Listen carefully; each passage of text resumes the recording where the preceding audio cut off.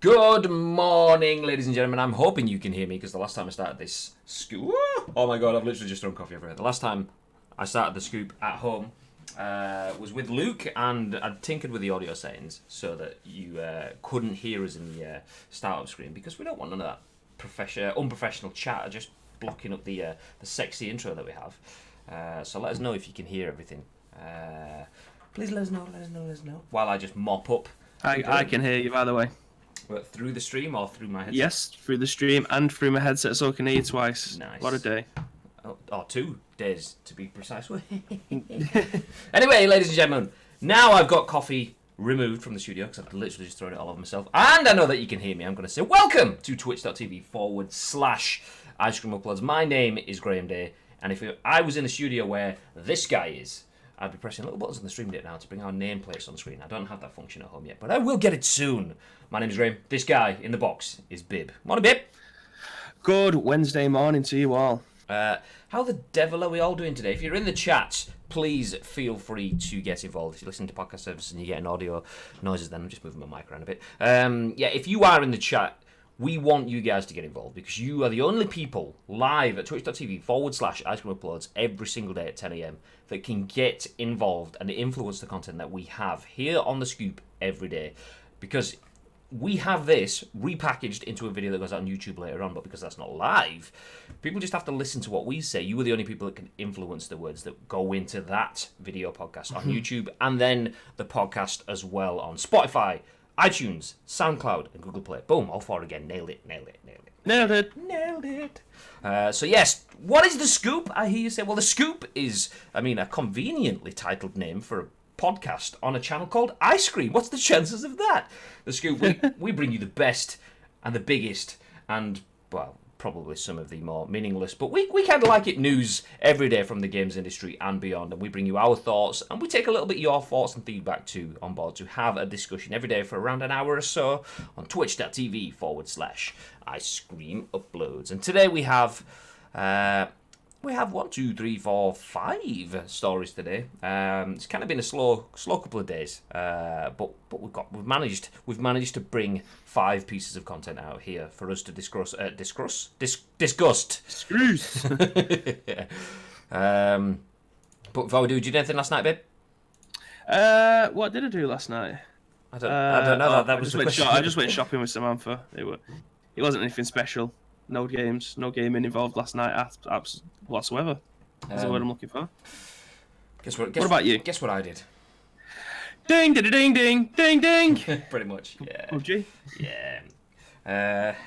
Came in, ate some absolutely sexy mac and cheese, homemade mac and cheese by my better half last night, and then just chilled out on the couch, watched a bit of Twitch, played a bit of PUBG, got angry at the game, turned it off, and then, watched a bit more Twitch, job's done. Anyway, that's enough for now. You guys are watching Twitch right now, so let's just jump straight into things as I bring this up on screen. There we go. Our first news story of the day, hopefully it's on screen for you, it should be now, is by Wesley Yin-Poole, Deputy Editor of Eurogamer. And as you can see, this month on PlayStation Plus, you can get £162.69 worth of games for free! Whoever's putting advertisement on Eurogamer is just absolutely getting bang for their buck because we're showing this stuff every day on absolutely. So you're welcome, guys. You're welcome. Anyway, the UK's premium gaming podcast. The amount of money should be rolling in. I love the fact that you are quite reserved with. You didn't want to oversell ourselves by saying we're the UK's premium gaming podcast. Global is obviously the word that springs to mind, but absolutely, I love the fact that you're still Bibby from the block. Humble. Yeah, exactly. Humble. That's the one. That's the one. I'm like the AJ of video game podcasting. Very humble. Anyway, Wesley Yin-Poole from Eurogamer says, Call of Duty Modern Warfare's latest update tackles its worst map. Buster Piccadilly Circus, it says. And I can hear noises in the background, but I can't actually tell who's hosting. Whoever that is, thank you very much. I'll get to it in a second. That's Bibby knows. It is Pirate. I can see the stuff. I can see the things. Yeah, Morning, Pirate. Morning, Pirate. just in time as we start our first article about Codden Warfare. Yes, Codden Warfare. COD Modern Warfare. Changing Piccadilly maps. So as we jump in now, Wesley Yin-Poole says, Infinity Ward has issued a new update for Call of Duty Modern Warfare, and it tackles the game's worst map. Piccadilly is a 6v6 map set in Piccadilly Circus in the aftermath of the... let's just give up on this today. Oh my God. That's the end of the scoop, ladies and gentlemen. Thank you for tuning in today. I'll start again. Piccadilly is a 6v6 map set in Piccadilly Circus in the aftermath of a terrorist attack. It's widely considered to be the game's worst map because of the way the spawns work and the placement of flags in domination mode. Pre-patch, the spawns in Team Deathmatch and Domination meant you could easily find yourself spawn camped, which is the most infuriating thing in the world. Absolutely hate it. And there was no cover for those trying to cap B flag in the centre fountain. I mentioned the glaring issue with Piccadilly in our Call of Duty Modern Warfare review. Piccadilly just doesn't seem well thought out at all. It's a gaggle of abandoned London buses providing powerful protection for those lucky enough to control the left-hand side of the map. Most of my matches on Piccadilly have descended into spawn camping. 3-word sentence, it's not fun. Bam. But in the update released overnight, Infinity Ward has made 2 key changes to Piccadilly. Spawn tuning while playing TDM Domination, and Domination flag adjustments. B flag is now near the buses instead of the centre fountain. The hope here is spawn camping will be a lot harder on Piccadilly, and Domination will be fun. The hope is that it will be fun. We're not too sure, but we hope someone may find this a little bit fun. It's just the drastic nature of what they're hoping for. No, it's not. We're not hoping for slight improvements in favourability. We're just hoping there is fun, some fun to be had. Anyway, the update doesn't stop there. Key changes have been made to footstep sounds.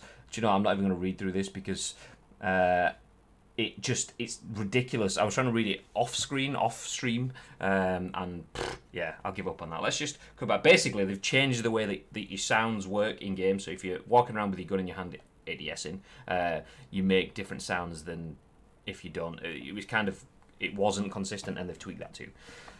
I don't feel that me and you are particularly qualified to talk about this, babe, seeing as neither of us have played Modern Warfare at length. Yes. I mean, did you play the beta? I did not, surprisingly. A lot of people was a bit miffed with me that I didn't play it. But yeah, I didn't play it. All I know is that there's certain maps that people aren't happy of, and all I know is what I can see on my timeline. When my timeline isn't favourable to certain maps and certain game modes, and this is by far the one that gets the most hate, shall we say? Lightly. Yeah, I find it frustrating as well because I love real world immersion. You always kind of see it. You always get it's particularly a mum and dad sort of thing when a mum and dad can see a town that they know or a street that they've been on in a video game. It's like, I've been there, and I love that sort of immersion in video games. And seeing Piccadilly Circus, I was thinking, damn, I've literally been up and down those steps millions of times. Usually not with a gun in my hand. I'll say usually, never, thankfully. Because, terrorism and that. Yeah, so I love seeing things that I can relate to, places I've been. I've had meetings just minutes away from there. So kind of I know that if I get in the game and there's no one around, I'm going to see if I can look down the street and see if the building that I had the meeting in was there, kind of thing. But then you it instantly just gets crapped all over when you just kind of... I've watched people streaming it, and you can see them having the same sort of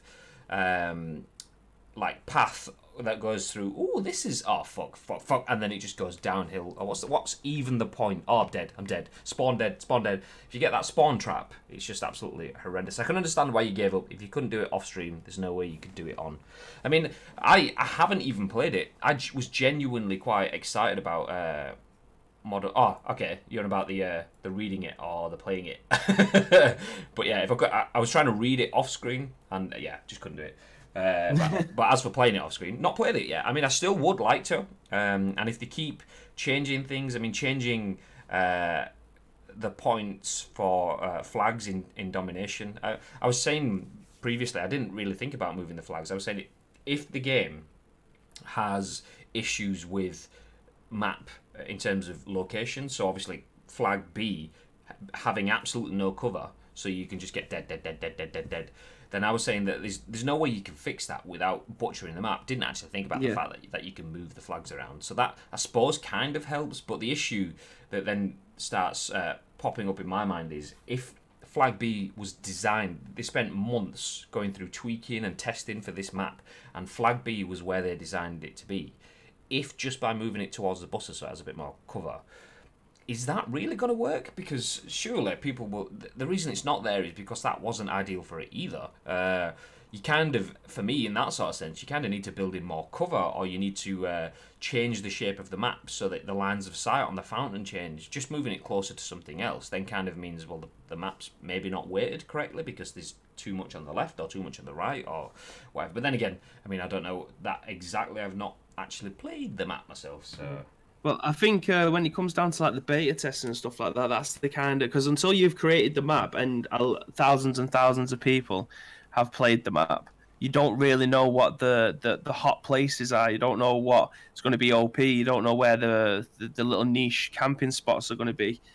So until thousands of people give the feedback, you don't really know what to do with it. So it's good that they're acting on it, and people are getting that pissed, saying that they hate the map, take it out of the rotation because they can't stand getting spawn killed. The fact that they're actively changing stuff as they go along, because the game's life cycle is about 11 months, I think.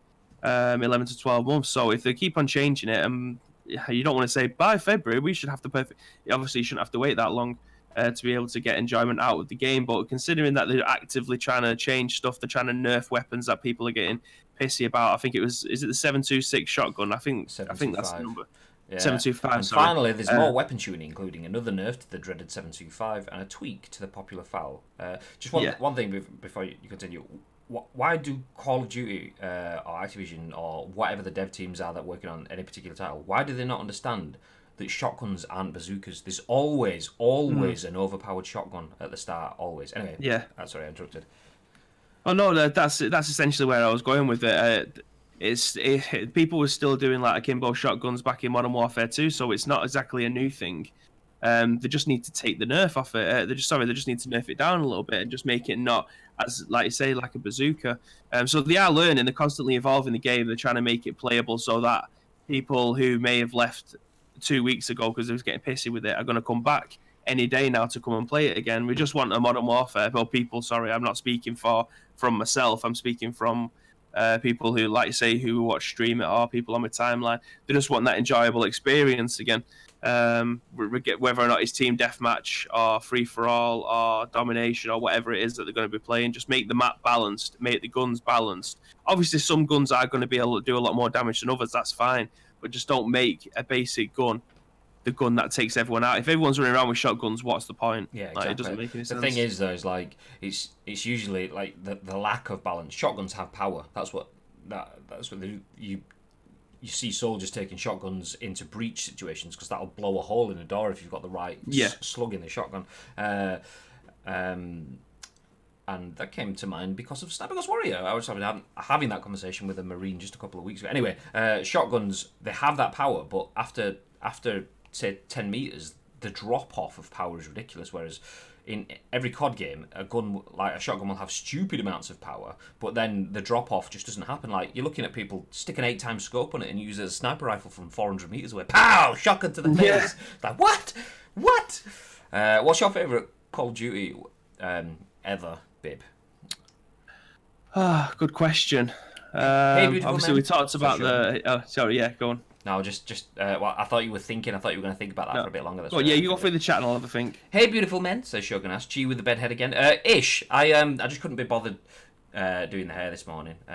When it's cold and gloomy and stuff outside, it's just a bit like and I have cool hats at the moment that I'm quite enjoying. So I've got this, which is my Stranger Things Hawking High School hat. My lovely better half gave me, and then I have my PUBG hats and I've got my Pez hats, as you can see, kind of like there. So yeah, I just kind of like, I'm liking hats at the moment. I don't usually wear hats. They don't usually suit my face, but I'm enjoying. Anyway, hey Sugar, how did you know I was here? But yes, I think it will probably have to be Modern Warfare 2. I think that's probably the one that I spent the most time on. Again, it's kind of like the Battlefield conversation that we was having. I think it was just the right game at the right time, playing with the right people at the right point in my life. Yeah, I agree. So obviously the age thing, being around with friends, Xbox Live, that kind of thing, it just all fell into the same category. So yeah, probably Modern Warfare 2. It's an easy answer because that's probably most people's, it's either that or COD 4. But yeah, I think I'll probably go with that. That series of 3 for me: COD 4, Modern Warfare 2, but then between them, Call of Duty World at War. Which, speaking of World at War, Danielle Day's in the chat. I have good taste in the house. Yes, you do. Speaking of Danielle Day, Modern Warfare, Call of Duty World at War. Danielle will know that she was. I used to play that on a TV in our bedroom when she was sleeping, and she would just kind of have dreams about Grenada and release the dogs, because that was the first game where you got 7 kill streak, you get the dogs of war. Ta-da! Anyway, COD 4 or Modern Warfare 2 for me. I agree. World at War I did like, but maybe selfieing on live on stream. You're seeing that. So everyone's going to see that. World at War I did like, but the issue with World at War is it's a World War II game, and that's where we were talking about earlier about Modern Warfare, so coming full circle back to Modern Warfare. The thing I like about Modern Warfare is I can see a dusty sandy town that exists in the world right now. I can go to a helicopter crash site with a helicopter that exists in the world right now. I'm shooting guns that exist in the world right now. It's not old school iron sight things. It's not wall jumping, strange laser cannon kind of things. You managed to get a 7 kill streak with bouncing Bettys only? Connor, that is ridiculous. Because, you only got 2 bouncing Bettys. If you could get 7, then absolutely, yes, I would. Do you know what I think you should pull up in the Call of Duty thing at the moment, just to emphasise the point that we're trying to make about certain areas of the map. You know exactly where I'm going with this. I'm prepped for this. Already. Brilliant. So yeah, on the back of what we're talking about being certain areas where certain campers can find themselves, there's certain ice cream uploads. Friend of the brand itself, Beans, posted a video yesterday on Twitter of a certain situation that he found himself in, which can only be described as he's a fucking unit, mate. I know, absolutely. Literally, it's amazing that you said that, because as if by magic, boop. There we go. I'll play this video. This is embedded on Twitter, so @BeansTV_ on Twitter. Apologies if you're listening to this. We'll explain. Yes.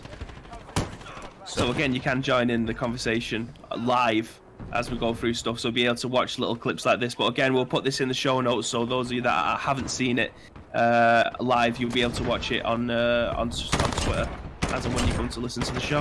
This is ridiculous. What's this guy? Get out of here! See, I'm watching it through the stream as well, so obviously I can't see your screen. But it's insane, how that just shows that people aren't looking at the map, innit? They're just literally looking down their scopes at the floor, and they're not taking any notice of the map, because the map will be lighting up red at this point. Just dots around you. Okay, we'll stop that there. Yeah. Lost my mouse. There we go. So yeah, that, for those of you listening on podcast services, was a clip of Beans. I've not seen it directly. The first time I saw it, and it being a stupidly long staircase on a building that's 13 floors high. The first time I saw it was someone posted a clip on Twitter saying, "Oh, it's nice that they've included Newcastle United's away end in Modern Warfare." Yeah. And it's just staircase, as if you'd forgotten to take the elevator, or the elevator was broken, and you just literally do the same thing for 13 floors. Anyway, the clip is Beans getting to the top of the floor, and there's a sniper right at the top. He does a finishing move, disables a claymore, which they've got blocking a door, and then as he steps out onto the roof, it's literally 5 or 6 snipers just all sat there looking in different directions, none of them paying attention to what's happening where they are, just all ADS, crosshairs, miles away. So yeah, GG Beans, absolute mental vibe there. Was it 7 kills by the end of it? Good effort. Yeah, absolute tank. As he says, I'll bring his actual tweet up on stream as well, just to give him some credit. There you go. @BeansTV. Well, that's one way to clear all the snipers. @Buzzkill, The Hive, Call of Duty Modern Warfare. Boom. GG Beans. So yeah, that'll be in the show notes. If you are listening to some podcast services, just head to the show notes. The clip will be there for you to be able to see it, or you can go ahead and find his Twitter @BeansTV_. Yes, the underscore is at the end. It is. Because Beans TV has already been reserved by Heinz, and it's literally a 24-hour channel of just beans being cooked. Go check it out. It's not really. I should have waited and said that just to see how many people actually went and typed. Do you know what, actually, someone, please, I'm not going to do it on stream, but someone go and check out what is Beans TV, because I want to know what that is. Is it a channel that's just been bought and defunct, or is it actual Beans? I want to know. Who knows, mate? Who knows? Just to let you know, just retweeted the tweet that Ice Cream Uploads put out saying that we're live. If you guys want to do the same too, head to twitter.com/Ice Cream Uploads and be able to see a tweet that just kind of gives a little bit of a summary of what we're looking at today. Go on, go hit retweet. Let's bring some more people in there. Go do it now. Because the headline story within that tweet is the next bit of news that we're going to jump on. Apple are making their own VR gaming headset, it says in the tweet. So let me bring this piece of content up on stream. BeansTV.com is a free website that allows you to get links for TV shows and movies on the internet. We have all the latest shows. God damn it, Beans TV. Anyway, moving into our next piece of news. I'll read this in as Bibby's playing on his phone. God's sake, Bibby. I'm reading stuff. I thought you said you was reading it anyway, but I mean, I can take it. It's no, not a problem. No, it's fine. No, it's fine because. Oh, do you know what? Go on, you take it, mate. I'll let you. Do you know what? One thing I'm going to do though is I'm going to tinker with this on stream. So this is Eurogame. This is an article by Imogen Beckhelling. But before we get into that, this advertising around it for Pokemon Sword and Shield. Choose your game. What do you get if you choose it? I don't know. What are we saying, chat? Are we going for Sword or are we going for Shield? I mean, because Sword. So for those of you that can't see this, there's a little slider, and you choose left for Sword, right for Shield. Sword and Shield being Pokemon's new Nintendo games. So yeah, what are we saying? Bibby said Sword. Adventurist said Shield. Okay, next call gets the decider. What are we saying? See, it's always the Sword. Oh, show. There we go. Sword. Show knows his shit. I mean, I'd go Sword as well because, you know, attack as opposed to defend. But there we go. Absolutely. So, I mean, Skyrim, you can do both, but you always got to get a two-handed sword. Okay, Sword, boom. And then we get a man talking about stuff. Goodbye. Okay, so this is an article in Eurogame by Imogen Beckhelling. Says, looks like Apple, it's making its very own VR gaming headset. Heads up! In Skyrim, you can do both. Question mark, question mark. Anyway, the Apple VR and AR headsets seem like they're only a few years away, as a new report suggests the company is working on its very own gaming headset technology. As reported by Bloomberg, Apple is making a combined VR and AR headset with a focus on gaming, watching video, and virtual meetings. Hate the idea of a virtual meeting. Nope. It will supposedly be released between 2021 and 2022 with a lightweight pair of AR glasses coming in 2023. Bloomberg sources told the publication Apple planned to have technology ready for a VR headset as early as 2019, but decided to push it back, presumably to make space for the new iPad Pro set to release next year. Engineering teams for the iPhone and iPad began work on connecting important applications and software features to a new operating system, Bloomberg reports. Dubbed ROS internally, it will let current devices work with a future headset and glasses. We reported last week that Apple had supposedly joined forces with Valve to create AR head-mounted display devices, though this new information suggests Apple are going it alone to create a potential competitor to Valve's headset.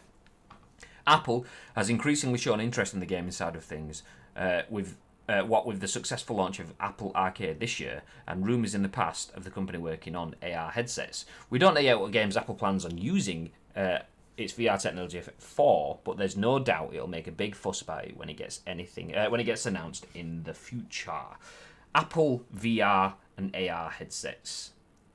You see, we don't usually talk about new tech that comes through unless it's predominantly about gaming. That's essentially what we like to talk about. However, I thought I'd put this one in there based off what you've just said in the second to last paragraph about Apple Arcade. The fact that they brought Apple Arcade means, well, they said it in the article, that they are in their interest in games is starting to come to a head. They want to try and I don't want to say they want to try and revolutionize the way that games are played, but them throwing their hat into the VR space is kind of giving you an idea of what it is that they want to try and get into. So, I mean, Apple have a lot of money, same as Google, really. They can throw money at failure. So it'll be interesting to see where they come out at the end of this. I mean, the fact that they've already got a partnership with Valve gives you a massive indication of what it is that they're going to be trying to do with it. See, I'm open to the idea of VR. I genuinely am. And whilst I know I'm open to the idea of AR, I hate the use of AR. Because, I mean, it's fitting that this article's wrapped in Pokemon, because AR as soon as someone mentions AR now, you think, oh, let's catch a Pokemon in Pokemon Go. And AR has dropped down from being Minority Report, Tom Cruise just going bloop, bloop, bloop, bloop, bloop, bloop, moving things around in the air and clicking menus and stuff, to... And everything, because that was so successful, people are struggling. I say people... I mean, maybe I'm wrong. Maybe in my bubble, at least, from everything I've seen of AR, it's crap. The potential of it is crap. It's just not going anywhere because of how successful that was. People are going, oh, well, we need to mirror that, or we need to do something along the same lines of that. That was literally the first thing that happened with AR of any magnitude, and people have struggled to go past that. So if Apple working on AR looks to take that forward, then love the idea of it. When does AR become VR, though? Because, I mean, it's kind of a stupid question, really, because they're both going to go over your eyes, with one being glasses. Because, like you say, as soon as you think of AR, I immediately think that I'm going to be lifting my phone up to a location like a hill, and there's going to be Pokemon on there, and I have to look at the Pokemon on the hill through my phone, which is... that annoys me. But the fact that I can wear some sort of glasses and I don't have to lift my phone up to be able to do it is pretty cool. Well, that the difference, I imagine, I don't actually know the definitions, but I imagine the difference is virtual reality is when you are in a world that isn't real, that doesn't exist. Yeah, that's it. Yeah, that's what I thought. I mean, that, like I said, as soon as I said it, I thought that's a stupid fucking thing to say. But whereas augmented reality is putting things into your world, like that Pikachu that appears on the floor in front of you, that kind of thing. See, I much prefer to be in VR than AR, purely because, again, I'm going to use the S word. I could play Skyrim in VR now, which I think is absolutely insane. Yeah, I mean, it's just one of the best games ever, though, isn't it? But the Skyrim's in VR, so you can actually travel through the entirety of, like, if you wanted to, Tamriel or Morrowind or Skyrim or something like that, through those places through VR is insane. And if Apple have the ability to be able to put the best pieces of kit together. When you buy an Apple product, chances are you're buying it for being a premium build. Everything's full metal. You know what you're getting out of it. Whereas, like, I don't want to say this because I am an Android user, but Android tends to be a lot cheaper than the iPhone. Whether or not that's because it's just manufactured a lot more and the cost of making them is a lot less. I don't know why iPhones are a lot more expensive, but for me, the iPhone seems to be like the premium build. So if they are able to make a premium VR headset rather than like an Oculus one that may cost 400 quid, I imagine an Apple one is probably going to be about £700-800. The thing with them, I mean, I think Apple is probably you're paying for the brand as well. So like. Stereotypically, some of the lower end Android devices are a bit naff. So the Samsung sort of level, where I'm arguably, I mean, I've not touched them. The OnePlus and the Huawei phones are probably same sort of caliber as an iPhone in terms of build quality and things like that. I think for me, Apple's OS is more future-proofed than Android's OS. However, the trade-off is you get less customization and ability to do all the cool stuff that you can do in Android OS. But I think I am kind of dubious of this because we've talked about even yesterday Google's launch. Was it yesterday or was it the day before?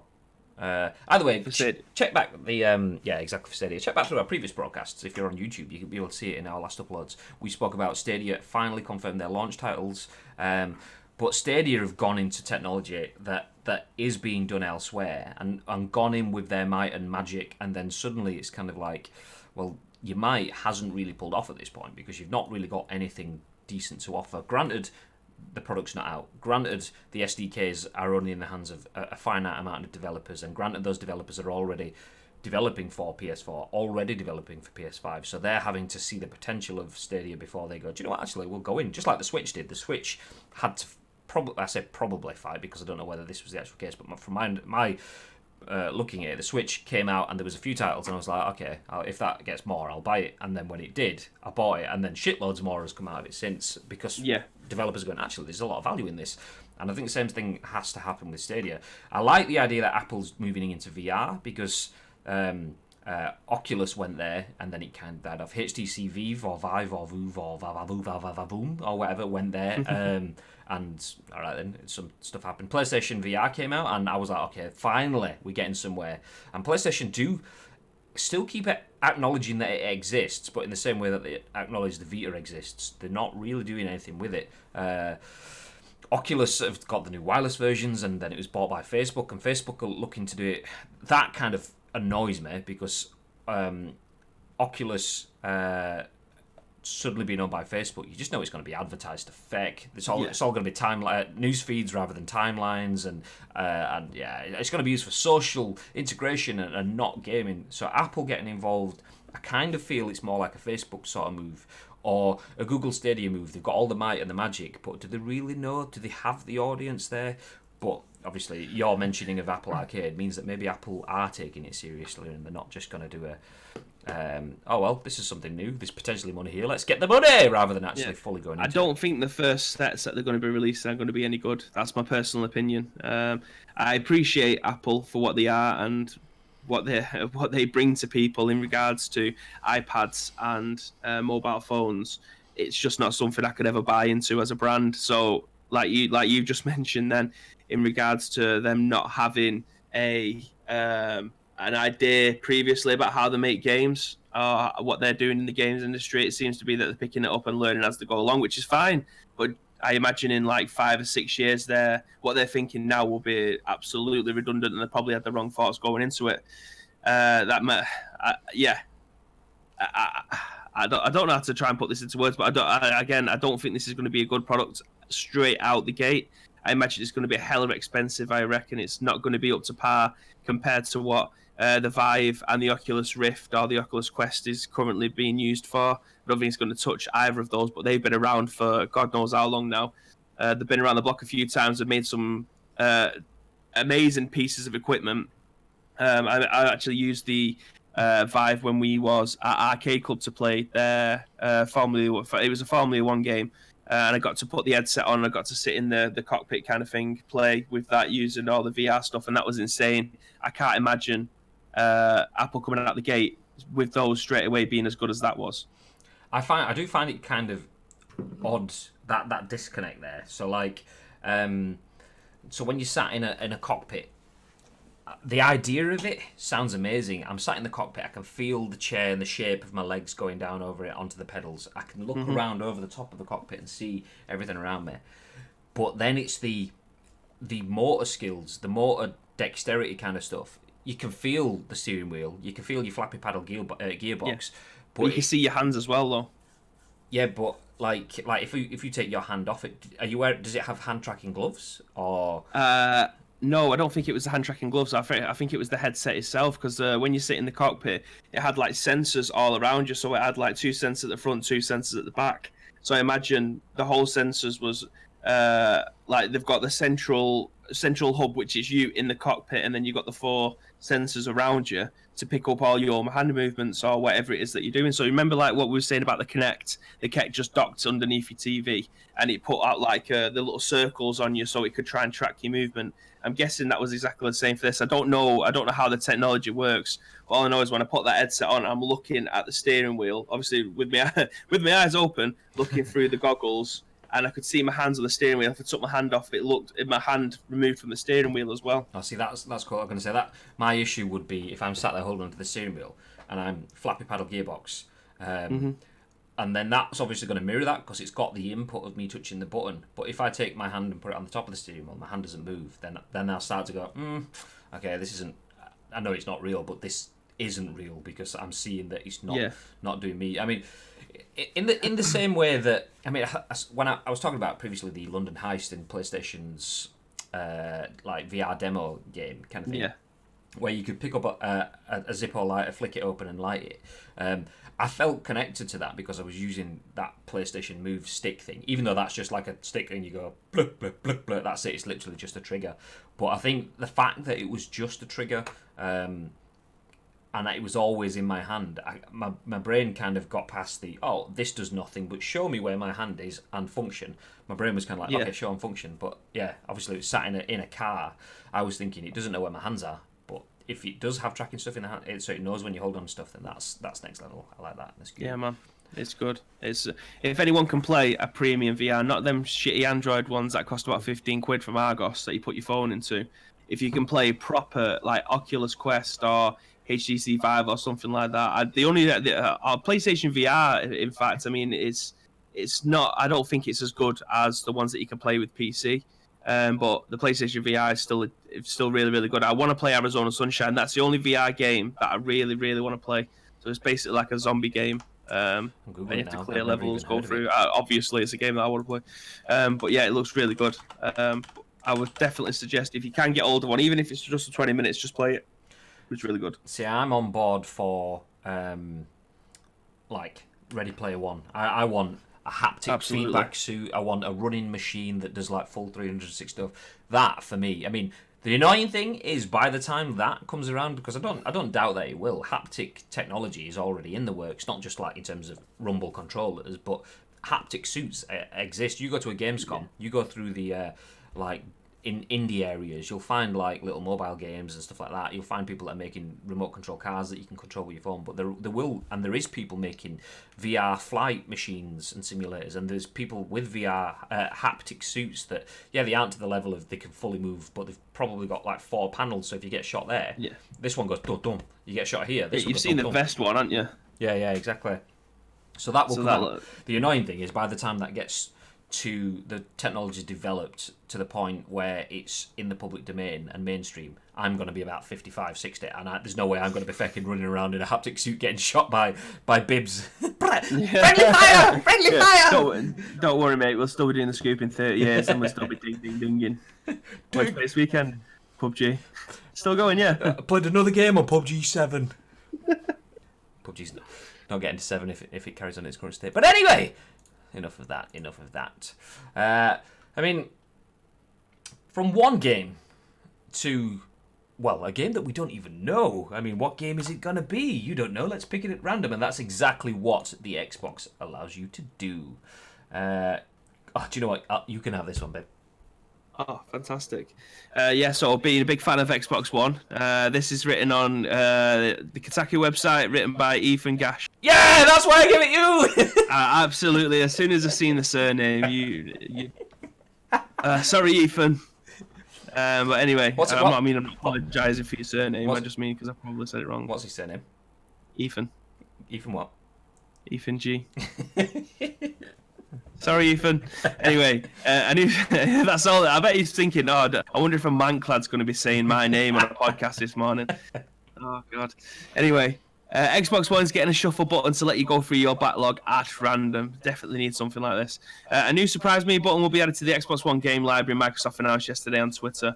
Rolling out first for players in the Xbox One Insider testing program, the Surprise Me button will allow indecisive players to select a game randomly from their library to play. The button doesn't automatically launch a game, according to testers, so you will have the option to going back and taking another spin or 10 of the roulette wheel until you find a game in your backlog that you didn't know that you wanted to play.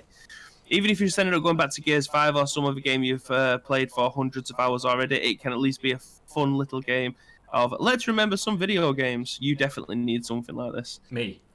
Yeah. Yeah, absolutely. It'll also be a nice addition for anyone who ever finished Jesus Christ, I'll start again. We're both of an absolute mare. It'll also be a nice addition for anyone who's recently finished a big game and often can't decide what they're actually in the mood for. This happens to me often. I should go back and play chipping away at some sprawling role-playing game, or maybe I should take it easy and grind through some battle pass in my favourite shooter. Or is it finally time for me to dig through an ever-growing catalogue of games, which, thanks to the Xbox One backwards compatibility, now includes stuff like 2004's Alien... Hominid. I have never heard of that game before in my life. Am I saying that right? Yeah, you are, yeah. Hominid. By the makers of Castle Crashers, actually. This is... It's like a video GIF type of thing. That's very... Why does he put actually, then a colon, as if like... I think he was going to start playing it. I think he's basically saying, am I going to play this? Am I going to play that? And then the actually is the GIF. Okay. So, should I play Just Cause 4? No. Should I play The Outer Worlds? No. Should I play Cuphead? No. I'll just play Red Dead Redemption. I think that's kind of the English language is lost on me, unfortunately. Well, it's lost on the people listening to the podcast services because we went to explain that GIF. It's like, actually, GIF. That's what I mean. Yeah, I was just like, actually, what's this GIF doing? But now you've mentioned what's actually going on. That actually makes sense. Actually, Xbox Game Pass already has a similar shuffle button that randomly selects one of the 100+ games in its catalogue, so it makes sense to expand that to the rest of the player's game library. Between months of downloadable content with Gold, the fact that Xbox One has been out for 6 years now, There are dozens of games in my library that I've forgotten about. Yeah, we don't need to read that last paragraph. It's a good idea. Whether or not it's actually going to get used, pass. Game Pass. Game Pass. Yeah. Yeah. I have an absolute shit load of games that I have got, and they're in my library, and I have either downloaded and never played, or just never even downloaded. I have a Battlefield 5 for a year, and I've only just installed it on Saturday last week when you was like, well, let's play some Battlefield. And I was like, yeah, dependent on what I'm doing with Chloe, yeah, I'll download it anyway. So I downloaded it last Saturday. Still not opened it. But yeah, I have tons of games like that. I've got Death Stranding in my library, which I will be downloading. I think I'm going to give it a try, potentially sometime soon. Just because it looks like it could be pretty decent. It looks like it could get tedious, but I think I might enjoy a good few hours of it anyway. Me and Danielle were actually looking at a few streams last night just to. I was trying to get a feel of what it looks like. It could be potentially a game that, because it's slow enough and it's something that you can watch along. I mean, I saw a little bit. Obviously, Josie started it on Ice Cream Uploads. If you do want to watch Death Stranding, by the way, when we come off air at 12 noon today, Josie will be back on the channel. She'll be continuing her playthrough of Death Stranding, so you can see it there. I turned it off yesterday for spoilers because there was like a really like Hollywood-esque scary bit, and I was like, turning that off because I want to know what's happening there. And if I am going to play through that game with Danielle, then obviously that's the kind of stuff that she'd like to watch. So, yeah, maybe play through that at some point in and amongst all of the PUBG level grinding. Yeah. Yeah. I mean, the idea of having a random game thing, though, I think that is something that's quite cool because I don't know about you guys in the chat or you, Bid, but I've seen streamers, and particularly streamers that have a main game, so not so much variety streamers, I suppose it absolutely adds to variety streaming too, but streamers that have a main games, particularly if it's an annual release or a biannual release, they have a life cycle, everything does, and when you get to an end of a product's life cycle, you're just like, do you know what, I'm not enjoying it, my own audience won't enjoy watching me playing something I'm not enjoying, I'm going to play something else. And I've literally seen people on PS stores, on the Xbox store, well, the libraries, should I say, and on Steam, people flicking through the libraries going, what should I play? And it's just like, game. So having something like that just kind of like goes, okay, chat, we've got stick or twist, 5 spins at the Xbox Live library button. Boom! Are we playing? No. Boom! Are we playing? No. Boom! Are we playing? Oh yeah, actually, okay. I mean, we kind of like the idea of playing, I don't know, Cuphead because that was on screen. Do we stick with Cuphead or do we twist again? And then Char like, fuck it, let's gamble! And then it comes up and it's like, I don't know what game to pick on that I could rip the piss out of. Right to hell, PUBG. Retribution, PUBG, fuck you. I mean, I've got well over, including physical and digital games, I've got well over 1,000 of them. So deciding on what to play, like I mentioned to you, in fact, we'll talk about it at the end of the show anyway. But yeah, I've got well over 1,000 games that I want to play anyway. But just trying to find the right game that either I want people to join in with me playing, or I want people to watch me go through if they wanted to come along and enjoy for the ride. Because there's a lot of games that I end up playing that people might not necessarily want to play, but they might want to watch people play it, like, for instance, Resident Evil 2, people might not have an interest in actually playing the game, but watching someone who actually enjoys Resident Evil as a franchise might want to watch that. And we've seen that when Resident Evil 2 came out and I ended up streaming it here for the entire day. We had quite a lot of new people join the channel because they wasn't interested in buying it, but they wanted someone to play it, and I was playing it for that long, they could get invested in the storyline. Yeah, exactly. So it's just small things like that. Like you, for instance, you saying then that you just watched the Death Stranding one. You know you're not going to be playing it anytime soon, but you wanted to get a feel for it, so you ended up watching streams of it last night just to try and get an idea of what it is, what it's going to be like. And apart from seeing everything the only thing that you've seen on Twitter, I think you said it yesterday when we was at our desk, is just people falling over. Falling over simulator. Yeah. But yeah, it's just small things like that. It does. I mean, that's a good point though, because it does open things up. I'll give an example of something that I saw, because obviously we, full disclosure, have worked on all of the recent Metal Gear Solid games, and I remember checking out one of the guys that I watch, obviously for PUBG content, is a guy called K-Mind. He used to play for Cloud9 before they disbanded their PUBG team. Anyway, I usually watch him for PUBG, and it was like, K-Mind is now live. So I just had a quick check to see what he's playing. And he was playing Metal Gear Solid 5, The Phantom Pain. And I was like, oh, sick. It's a game we've worked on. Let's check this out. So obviously jumped into his channel. And he had, like, obviously hundreds of thousands, I can't remember what the number was, of people watching him play this game. But you could tell that his chat wasn't his normal chat. I mean, purely because there was a lot of people without the sub icons. But also the fact that people were like, hi, I'm new here. But that's because people that are fans of that game want to watch more of that game content. Just like I watch shitloads of PUBG content, whatever. People want to find... If your streamer's not on... or you're just looking for other people streaming it. So it is kind of good for that sort of sense. It might just find a game that has either a niche following or a cult following, or even an established following, whatever. But people are just looking to find some new piece of content. So it does open that little bit of possibility for, do you know what, actually? If you play that game and you play it for a reasonable amount of time, you don't just go on, okay, today I'm going to play 47 minutes of Banjo-Kazooie because it's on my hard drive. It's on the screen there in that GIF. I can see it just there. So that's the reason that came to mind. Banjo-Kazooie would never come to mind for me. I was saying that was such a random game to pick out of the sky. But yeah, if you play it long enough to get an understanding of the game and how it works, then viewers of that, obviously, particularly if it's a game that's not got a lot of people streaming it, people that want to see that game will find your channel, and if you're putting the effort into it, then you'll win people over. So from that sense, as a streamer, as content creators, it's a nice little feature. I mean, obviously we can do that stuff manually anyway, but it is a nice little feature that assists with that. Absolutely. If they do this for PC, it should be called What You Regret Buying mode. Baby. Christmas gaming plan, exactly, Mrs. Day. That's the one. Well, that and all the rest of the gaming plans. We've got Spider-Man. So do you think that's going to be your Christmas game then? Ish. I'm just going to run through in there. We've got Spider-Man, which I've played the first hour on stream, first 2-3 hours-ish on stream on launch day, and then I started it again at home because obviously the console in the studio I didn't have at home, so I started it again. Pretty much got to the exact same point and then didn't play anymore, and then changed my console to get a PS4 Pro, so I'm gonna have to start it again. But then I've got to finish Red Dead Redemption. I've only played an hour of God of War.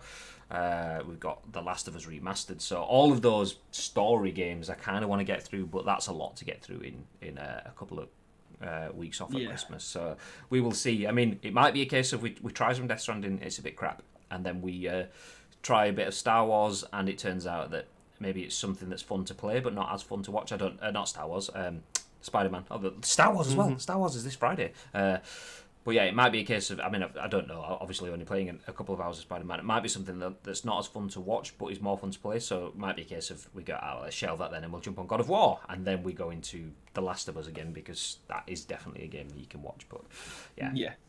I think that's kind of my roundabout plan for Christmas. And the plan is, we don't have a plan, but we know roughly what the games will be within the plan. The plan is to have no plan. Good plan. But let's move on. We've previously spoken about Pokemon Sword and Shield, and this article, I'm going to refresh the page just to get the thing back. Just there we go. I want to say the thing. A slight disclaimer: this is a hell of an article, and it's definitely something that we can't go through in its entirety in this, because we will be here forever. And I usually have a little caveat that I will never report on anything on Reddit, because usually it's full of shit, and it's usually one person's complete rant, and it's even in a topic called discussion venting. However, a lot of this seems to be off the back of someone. One of my good friends yesterday sent me an article. Adam, I don't know if he's listening. He said he was listening yesterday. So Adam, shout out to you, mate. He sent me an article saying that the reviews have been held, and the game's out on Friday. Is it out tomorrow? This Friday. This Friday, yeah. They are, so the reviews usually would have dropped by now. However, they've been held, and the embargo has been moved.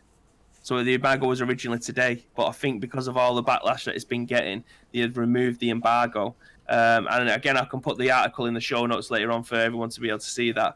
But it kind of relates to this Reddit thread that we're showing here, which is the reason why I've included it. Again, I would never usually include a Reddit thread, because it's usually just full of shit. But yeah, that's just a little caveat before we got into it. Well, the interesting thing on that, I mean, before we jump into this, is the game being held back. I saw someone, and I didn't. I don't know the context of it that much, and I always find my gut instinct is to side with the people that I know from the games industry, rather than random people on Twitter that are venting. But then again, sometimes people venting on Twitter are venting for right reasons, and I could be miles off. So if I am, please feel free to let me know. But I've seen this person posting gameplay footage of the new Pokemon games, and he's just ripping into it, saying the way that it's been devved, the way that it's been ported is bad. And he does show some things in terms of, say, probably about 10, 15 meters in front of you. You can see shadows and stuff like that, but then beyond that, it stops, and there's a cut-off line. So you'll be walking along, and there'll be a shadow line just moving along the floor with you about 15 meters in front. Anything in that 15 meters is like, oh look, it's got shadows. Anything beyond that, it's like, oh, we don't render shadows for that. And people will, you'll be walking down a road and be like, that's Pokemon music, by the way, when you run around. It's so beautiful song. Well, thank you. And it'll be like, and someone will just appear, like, on the road because you've walked into rendering distance. You take a step back and poof, gone again, and stuff like that. I completely understand that there are development decisions in that, in terms of it could be an active decision that, do you know what, that's it. They just don't appear until you get there. But I do agree with this person's reasoning that this is a Pokemon game. This is the biggest, if not the biggest, one of the biggest gaming franchises in the world that has. It has money to burn. It has the biggest, one of the biggest games in the world, and a genre-defining game, and we spoke about already briefly in Pokemon Go, not including all the animes and the movies and the merchandise and everything else they've got. And his comments was that there was lazy development, and it was rushed out to hit release date to coincide with needs to hit merch demands and marketing calendars and stuff, which... I mean, obviously, that's assumption and guesswork. So, I mean, how does he know what dev decisions were made? Nobody knows that other than the dev team. And I saw a lot of people in the dev video game community stand out against him going, so what games have you developed? Which I kind of... I see their point. Him questioning their development decisions, he doesn't know that. He doesn't know why. He doesn't know the reasoning for that. So I get them being defensive on that bit. But... his point of the game just is a bit rough around the edges for Pokemon, a game that's pretty much carrying, or not anymore because Switch is like standing out on its own now. But the sales of Switch were massively boosted by Let's Go Eevee and Let's Go Pikachu, and people have been clamouring for a proper Pokemon game on Switch for ages. No doubt that will have its own bundles if it hasn't got them that's announced already. So that will drive the sales of the Switch. So Pokemon, a game that big, having so many visual and obvious faults. This guy wasn't phrasing it in the best way. It was clearly, he got the backup of all the devs going, hey, mate, how many games have you made, mate? But the point is, it's shit in terms of, not the game, those decisions from a consumer's perspective who was expecting worldwide top draw AAA, it's not a AAA, but that level of immersion to see see all that happen, you just kind of think, oh, well, that's crap for me. So I mean, not for me, I'm not going to play it, but for him, I see his point there. But yeah, so it's interesting. I didn't know that the reviews have been put back, and I wonder if it was meant to be at 1 p.m. yesterday. Wow, did not know that. That's interesting. Anything where you have reviews put back, or you're not getting reviews, or review copies and stuff haven't been sent out. I do know where there are examples where review copies just haven't been sent out because of logistics. They've been held up, or there's been natural disasters preventing them being shipped around the world. But more often than not, that's not the case. More often than not, if reviews and stuff have been held back, it's for reasons. Anyway, especially from a company like Pokemon, Game Freak, you'd expect them to be ranting and raving about it now, especially 2 days before it's meant to come out. It's never a good sign. Yeah, exactly.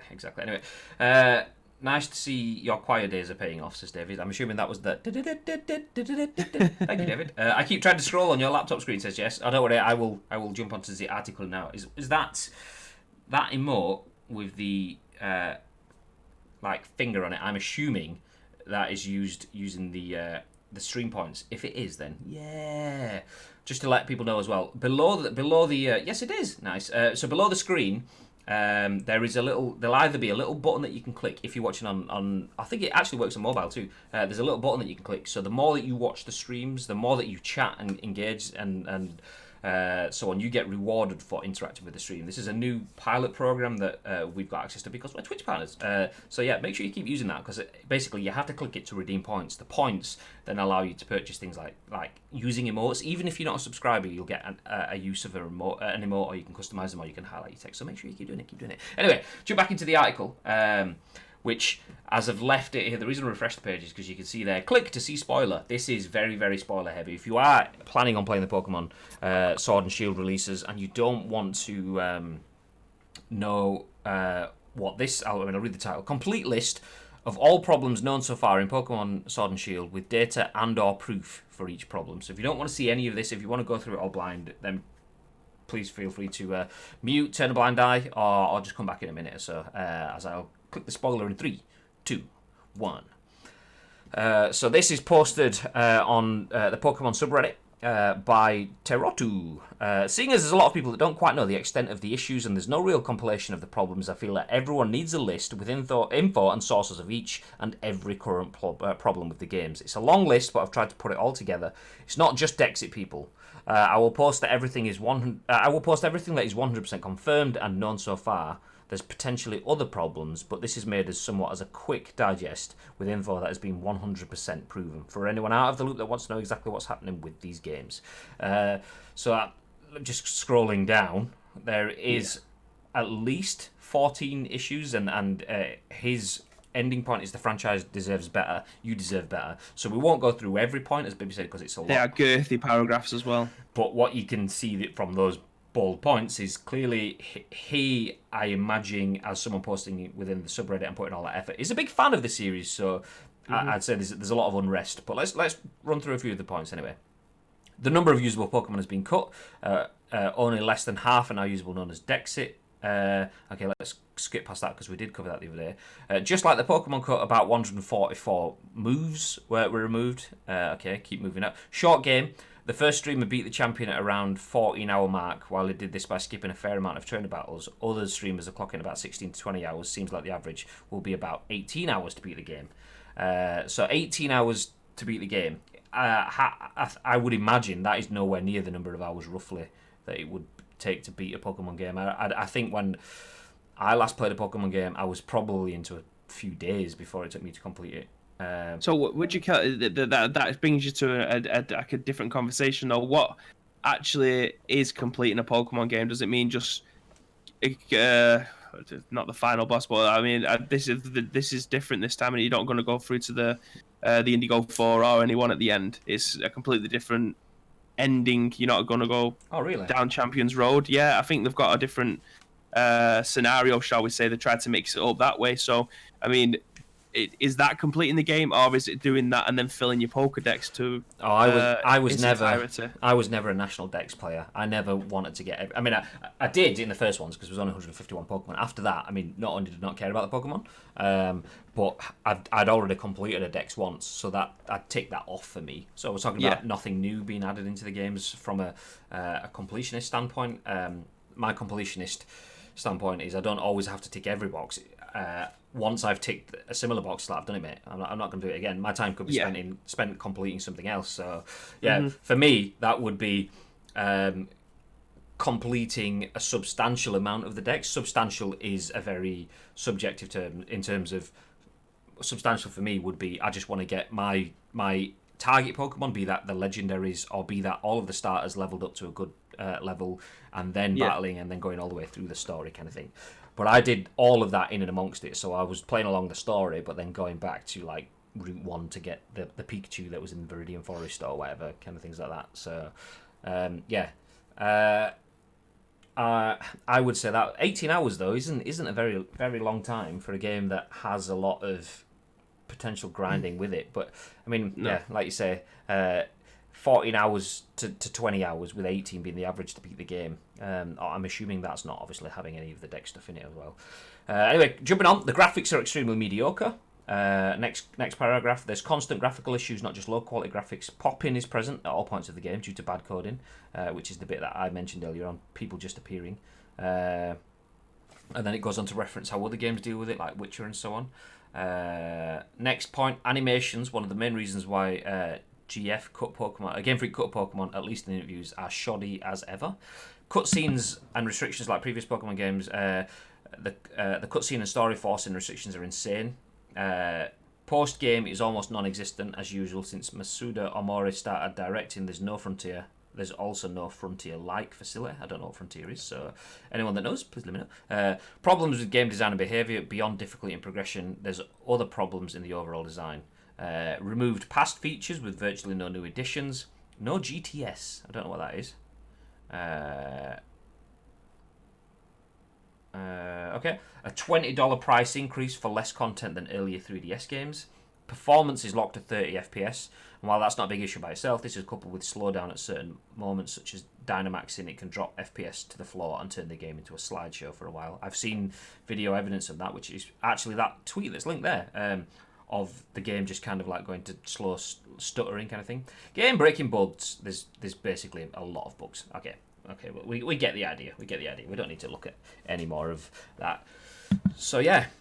The thing though that I will say is he says there, or she says, assuming there, this franchise deserves better. You deserve better.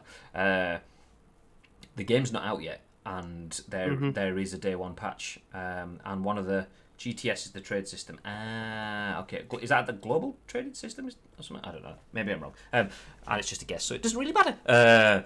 So yeah, one of the responses to that tweet that was linked in there, someone said it's not even out.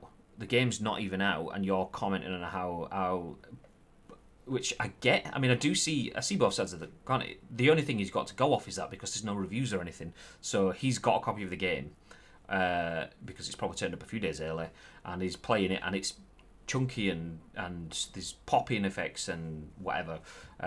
So that's all he's got to go on. I mean, someone did say, look, give it until day one, and this person was like, do you know what, fair enough. If day one comes along and the patch comes along and it's massive and it takes forever to install, fine, whatever. But if it comes along and then the game is like, fair enough. I mean, the thing with games going gold is you can't do anything to it after that. A game goes gold for like 4, 6, 8 weeks most likely. Probably around 8 weeks before it's released. Going gold is basically the discs are pressed or the cartridges are made and shipped, because obviously they've got to actually be put on chips that go into cartridges that have the stickers put on them, which are then put into a plastic box. That plastic box needs to be filled with a Pokemon insert. Those then need to be sealed. They then need to be put in big boxes, which are then sealed, which are then put in big boxes in trucks that go on and whatever, sent around the world. That takes time. The logistics in that obviously takes time. However, that 8 weeks, they don't just go, well, that's it. Done, lads. Let's just wait for 8 weeks till the reviews come in. The coders then, the developers then, are still working on the code. They're still tweaking stuff. So it could be a case of they've just gone, do you know what? That's all the stuff in. How about we then work on the final bits, which is just fixing the code? And that could be something they did 2 weeks after. But they can't get that into the code until you've put it in your console, turned it on and downloaded it. I mean, I'm not saying that's definitely what's going to be the case. It could be a case of they might fix 3 out of those 14 bugs. Or they might fix all 14, we don't know, but day one will show that. Either way, at this point in time, pre-release, the signs are looking good, but from my understanding, it's no WWE 2K14 yet. 2K20, should I say. Yeah. Well, just as a final thing on this, then, in case we want to move on, what I was mentioning before about the review embargoes, I sent you a link on Slack. I don't know if you want to try and bring that one up, but it was actually meant to be the 12th of November, 1 p.m. time, which was yesterday. The article has since been updated twice. So the first update said that Pokemon Sword and Shield review scores are yet to go live, suggesting that Nintendo has delayed the embargo time. Sites like IGN and GameSpot are yet to review this game, and the Reddit review remains empty. The Reddit review thread remains empty. There's been a second update this morning at 9:57, so just before we went live. saying Pokemon Sword and Shield fans should pay close attention at 1 p.m. UK time on November 13th. It appears as though the review embargo will be lifted early this afternoon, although it's unclear how many publications will post the review scores. So it looks like it's been put back a day, and it looks like it's going to be today at 1 p.m. So obviously we can post something on Twitter, and we will definitely talk about it tomorrow, depending on what actually happens with these review scores. Interesting. Well, I hope, as a guy that is pro Pokemon, even though I'm not going to play this game, I've said this game's not for me, that experience. Unless, saying that, if they've massively changed the experience from it and you're not just competing to get to Victory Road and taking on the Big Four or Elite Four or whatever they're called now, the massive four, the slightly larger than previously four, then yeah, maybe, but I was kind of not really interested anyway. The current kickoff around it doesn't fill me with confidence, but the delaying and moving forward and backwards of embargoes also doesn't. But yeah, hopefully for those of you that have pre-ordered, that are definitely looking forward to it, looks at Jeroen, looks at Luke, who will absolutely 100% be playing it, then hopefully it works and you get everything you wanted from it. From me, I was never that person anyway, so nothing lost. Anyway, we have one more piece of content. What were you going to say there, babe? I wasn't going to say anything, mate. I just seen the adventurers say chips, and I don't know what it's got him. It was the the massive advert. Gastro chips, which are actually really nice. So if Gastro chips from McCain want to sponsor Ice Cream Uploads podcast, then feel free to get involved. We'll drop your advert nice and creatively in the middle, like so, baby. Let's chip away at the next story. sorry, it's getting bad. Let's jack it in right now because the new jackets. For God's sake. Anyway, just we've got one more piece of news. Let me just get. There we go. I'm getting ready with a bell. There we go. Good to go for the last piece. I wonder if you can tell what it focuses on. Ding ding ding ding ding ding ding ding ding ding ding ding ding ding ding ding. Ding, ding, ding. You reminded me that when you said getting ready with a bell. Hey! Oh, his head's falling off. His head's gone. Move your hand, babe. Oh, God. Sorry. There we go. Yeah. Thank you very much, Show. I have returned Shogun Prime. Oh, there we go. Wow, text-to-speech said it for me. That's amazing. That's one, Show. Appreciate that, buddy. 3 months, That sounded more like the Hunger Games. Sorry, mate. The bit in the the flute. The Mockingjays and whatever they're called. Anyway, last piece of news, and I suppose I will pick this one up. I really want to read it though. Adventurous. Was that the casualty theme? Yeah, it was Oxide and Neutrinos version. Yeah. Anyway, VG247 and Sherif Saed says PUBG datamine reveals new movement mechanics, riot shield, and more on the way. Yay! The game plays like crap, but no functions. Yay! It looks like PUBG is going to be getting a lot of exciting content in 2020. PUBG datamine player IGN, which I wonder if these are brand specific because VG247 allowed to say that. Player IGN has posted a new video featuring a ton of leaks about content currently in development. According to Datamined code, even PUBG Corp is still working on Riot Shields, which was first teased back at E3 2018, only to be never seen again. The arrival of Shields will coincide with an update to the game's movement mechanics, but it's not clear how the two are connected. Amongst other findings were references to weapons such as the P90 SMG, the FAMAS AR, the G3 AR DMR, and other items seemingly in the works include Claymores and C4, which actually showed up in an earlier leak over a year ago. On the game mode front, PUBG Corp appears to be working on an offline mode that will involve zombies. Well, that's Bibi back in. And is said to be bringing the TDM mode from PUBG Lite into the mainline version. Although the leak doesn't reveal too many details, Player IGN believes the information to be accurate. For one, the account responsible for leaking some of it, PUBG_throwaway, revealed some information that only a developer would have access to, or possibly someone who's been data mining PUBG.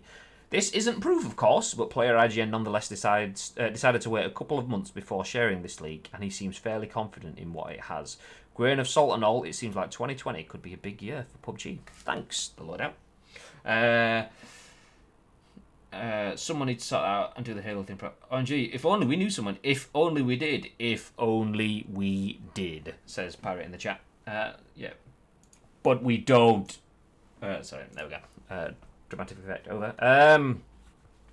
So would you play a zombie mode, babe? Oh, wait, babe. Absolutely. Are you still sat Anything with zombies, mate. Anything with zombies, I want to play. So, I mean, I said I'd make my grand return to PUBG when they started giving weapon mastery. So I downloaded it for the weapon mastery, and I've still never booted it up.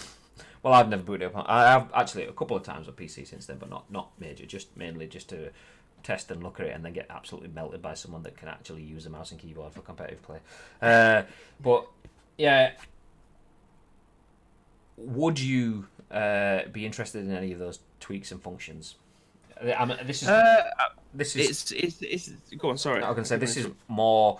Yeah, I have a separate sort of reasoning for asking that. I mean, would you be interested in adding a P90, adding a FAMAS, adding a riot shield, and things like that? Would that change your opinion on the game? Well, the thing is, because I don't really play it that often, I don't know what the best weapons are or what the what do you call it, the meta of the guns are, shall we say. So you could add the gun in, but I don't know how much it's going to change my experience. Obviously, it's going to change yours a lot more than mine, purely because of how much you play the game compared to what I do. But the use of riot shields and stuff like that, if it gives you a bit more extra cover, I don't see why not. I mean, I don't think it's going to be an OP thing. So yeah. See, I mean, obviously, I'll take you back off the shelf because I keep looking for you on one side of my screen. You're sat chilling out next to my merch on the other, so let's bring it back. For those of you listening to podcast services and you haven't seen the videos, I have a scene set up in OBS where I make it look like Bibby sat on a shelf for the lols. So yeah, there we go. Yeah, so adding in a FAMAS, adding in a G3, adding in a P90 and Claymores and C4 and riot shields and the rest, as Bibby said, that doesn't kind of mean anything to him. And I think that's kind of the issue that PUBG has now. The reason I was asking is I always kind of hit the same sort of thing. People go, oh, that sounds really cool. But they've already made up their impression because the first time they played PUBG was on the Xbox first launch when it came out after E3 2018. And it was shit, and that first impression has damaged it and left it. I mean, anyone plays it now on PlayStation will probably have the same thing because it's absolute Spudnik trying to play it on cross play now. You can have some really good games, but even Danielle will tell you last night, I played a game and it was just like walking along and then I'd teleport, I was somewhere else and it was glitching, and it was just constant. And the only reason I persisted with it is because I wanted to tick off my daily challenges to get towards my season pass, but some days it's just horrible like that. Anyway, so whilst this is all wonderful, this is all amazing for people like me who are already invested and are willing to accept that crap, because when you get past that and you get into a proper game, the experience is really good. I can't see that doing too much, particularly like tease something back at E3 2018 and it doesn't come into the game till 2020. People are going to be like, so you showed me that years ago, and that's almost another stick to beat them with. It's like, you showed me this in the Xbox conference at E3, and it's 2020 now. That was in 2018. We're now in 2020. Granted, it's a year and a half as opposed to 2 full years, but you kind of it's just another thing to go, you're too slow. Your game shit. It's always been shit. Yeah. It's been shit when it came out. No, it was shit when it came out. It's not shit now. But I think they kind of need to do something new, which he doesn't actually comment in this article here, but another article I found yesterday was talking more about they are working on a PUBG like story mode kind of game. Although that's a bad way of saying it, because the guy in charge of it, I can't remember his name, but he basically said it's a bit more than just PUBG story mode, like Minecraft story mode. So yeah, this is all nice for someone like me, but I can't see it. I see it revitalizing the lapsed but interested PUBG audience. I can't see it going far at getting new players into it. 110%, I am down for an offline zombie mode. What that's going to consist of, I have absolutely no idea. Is it going to be like, I don't know, is it going to be an open world? You can play it like 36 hours worth of in-game time as just running around, collecting your gear and just surviving, like Daisy or Tarkov or something like that. The team death mode as well. That's pretty good. I like the thought of that, because I'm terrible at battle royales. But the gunplay in PUBG is decent enough that I will probably play a team deathmatch on it because that might be a bit more exciting kind of thing. So you can do your leans, you can pick up your weapons and things like that. If you die, you're going to start with a pistol and you have to go and pick up a gun. And how big's the map going to be? So there's a lot of questions that are going to be asked for the team deathmatch mode. But yeah, the zombie stuff, 100%. I will 100% give that at least a go to see what it's like. There's a war mode now, which is available now, which is more like team deathmatch in terms of you can respawn, but when you respawn, you get put back in the plane and you have to parachute your way back in again. We've played it on PC. God, that is so tedious. Yeah, I mean, you do get, it's not a full flight path, as in like the plane's there ready to go, and you can like, it's a quick shoot as well, so you don't shoot, you pretty much just go straight down to the floor, so it is less tedious than a normal jump in, but it's still not the same. However, I believe the team deathmatch one that they're talking about is more on the ground respawning like you'd expect in a Modern Warfare or whatever like that. I believe that is the case.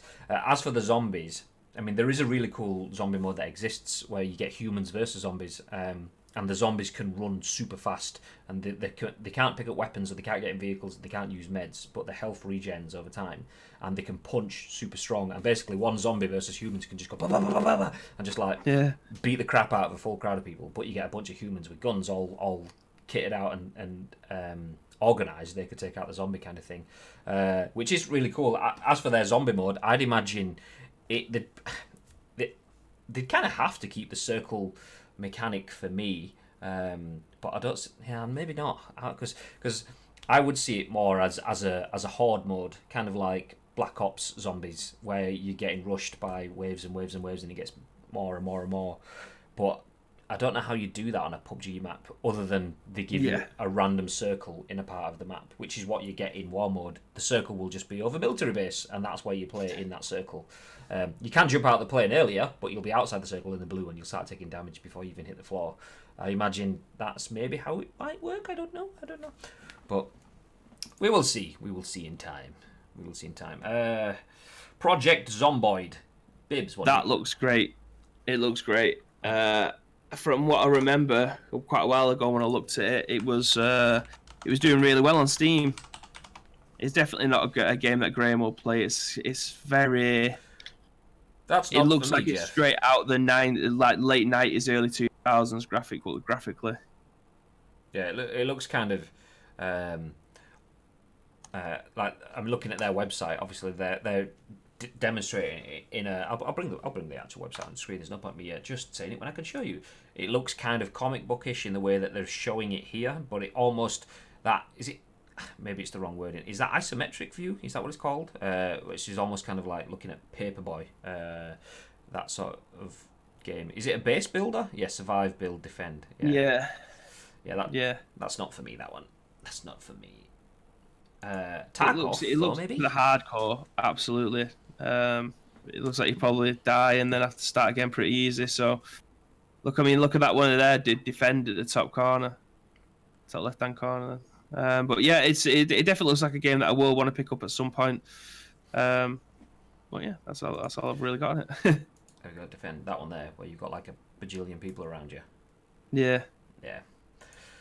I mean, I did watch a little bit of Tarkov last night, just to kind of try get the idea of it. Hambino was playing, and he did a raid. He basically went in, smashed 4 people. Was like absolutely melting people. He says, I was aware. Did I hear Tarkov? You did.